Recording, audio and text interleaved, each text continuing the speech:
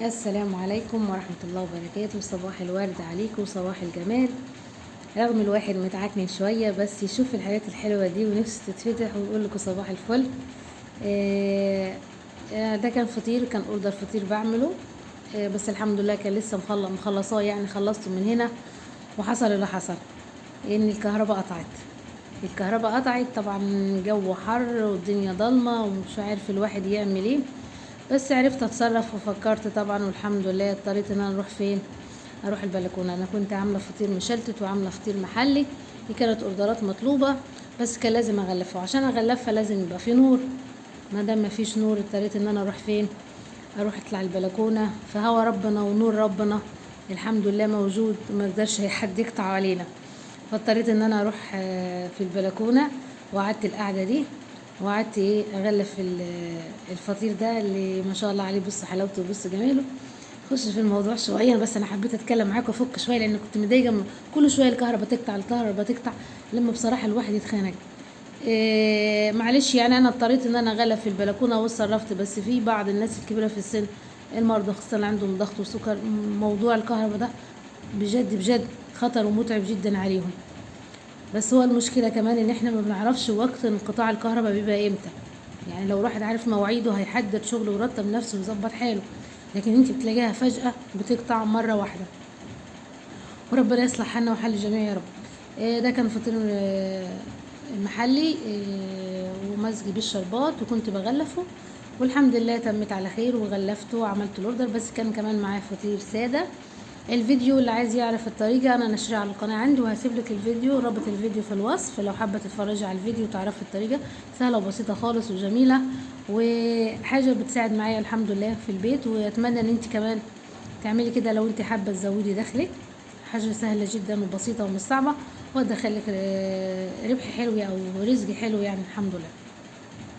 ده فطير محلي محشي بالمكسرات، وكمان رحت غلفته. بس الحمد لله انا يعني خلصت من هنا وشويه والنور جه، لان انا ضيقت من قاعده البلكونه، ما كنتش عارفه اغلف حاجه كويس، فالنور جه والحمد لله، فرحت مكمله جوه الشقه وكملت تغليف. ده فطير ساده رس مرجوج رج بالنشابه، برضو الرابط موجود عندكم في الوصف، هيكون موجود، انا هسيبه علشان تعرفي الطريقه. وكانت حلوه بصراحه ما شاء الله. ده المشلتت.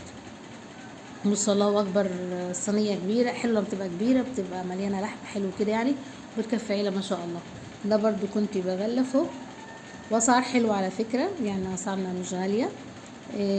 وانت لو حابه تعملي ببيتك الحاجه دي بتبقى طريقه بسيطه وجميله. اهو انا يا دوبك بغلفه، وبعد ما غلفته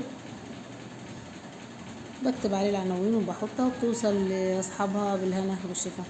ده برضو درج مش مشلتت. اهو بصوا جماله، التسويه اهم حاجه، فرنك يبقى مظبوط. اهم حاجه في الفطير المشلتت او الرز او اي نوع فطير، لازم يبقى عندك العجين، عندك مرنه، عجينها كويس، مريحاها كويس، تشتغل معاكي اي نوع فطير زي ما انت عايزه. اتمنى ان انت تشتركي في القناه وتتابعيني. بصوا حاجه كده مجرمجه بصراحه، الله بسمن البلد كان مفحفح فيه، الله اكبر. بعد ما الكهرباء جت الواحد برضو فك شوية وكملت شغل والحمد لله. اتمنى ان يكون فيديو كده خفيف على السريع. وكمان دي واحدة تاني انا بحب اعملها في صينية كبيرة كده، بتبقى كبيرة، ولما تيجي تاكليها بتبقى تجمع معاكي، يعني مش بتبقى صغيرة او بحافة رقيقة. اهو بصوا الجمال، بصوا الحلاوة، الله اكبر، صلوا على الحبيب المصطفى. اهو ما شاء الله. طبعا بعد ما بتبرد خالص انا بريحها زي كده، وبعد كده ابتدي اغلفها، لانه حطيتها سخنه بتتسلق منك، لازم تسيبيها لما تتهوى. بصوا الله اكبر.